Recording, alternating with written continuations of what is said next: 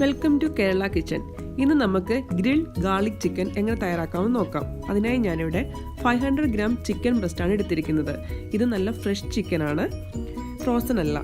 Fresh chicken ആകുമ്പോൾ നല്ലൊരു taste വരും. ഇത് ഞാൻ നന്നായിട്ട് കഴുകി വെള്ളം വാരാൻ വേണ്ടി ഒരു അരിപ്പയിൽ ഇട്ട് വെച്ചിരിക്കുന്നതാണ്.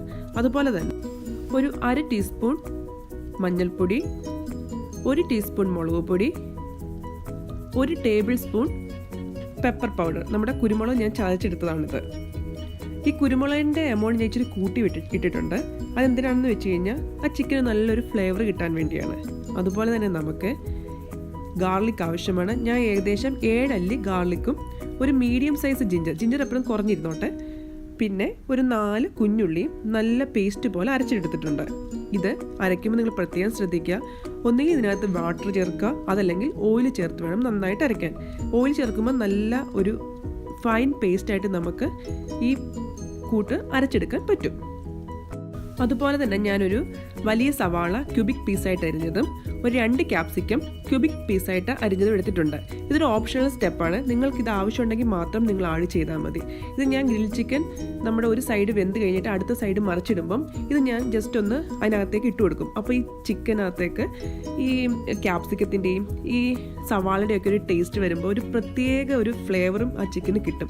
അതിനുവേണ്ടിയാണ് ഞാൻ ഇത് എടുത്തിരിക്കുന്നത്. ഇതൊരു ഓപ്ഷനാണ്, നിങ്ങൾക്ക് ഈ സ്റ്റെപ്പ് വേണം അവോയ്ഡ് ചെയ്യാം.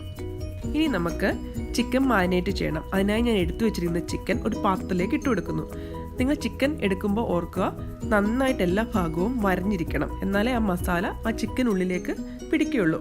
ഇനി നമുക്ക് പൊടികൾ ചേർത്ത് കൊടുക്കാം. ആദ്യം തന്നെ ഞാൻ എടുത്തു വെച്ചിരിക്കുന്ന മഞ്ഞൾപ്പൊടി, മുളക് പൊടി, അതുപോലെ തന്നെ 1 ടേബിൾ സ്പൂൺ കുരുമുളക് പൊടി, ഇതും ചേർത്ത് ആവശ്യത്തിനുള്ള ഉപ്പും അതുപോലെ തന്നെ നമ്മൾ എടുത്തു വെച്ചിരിക്കുന്ന നമ്മുടെ ജിഞ്ചർ ഗാർലിക് പേസ്റ്റൂടെ ചേർത്ത് നന്നായിട്ട് മാരിനേറ്റ് ചെയ്യണം. മാരിനേറ്റ് ചെയ്യുമ്പോൾ നിങ്ങൾ പ്രത്യേകം ശ്രദ്ധിക്കുക, ആ വരഞ്ഞ ഭാഗത്തേക്ക് കൂടി മസാല പിടിക്കത്തക്ക വേണം നിങ്ങൾ മാരിനേറ്റ് ചെയ്യാൻ വേണ്ടി. ശേഷം ഒരു 30 മിനിറ്റെങ്കിലും ഇത് റെസ്റ്റ് ചെയ്യാൻ വെക്കണം.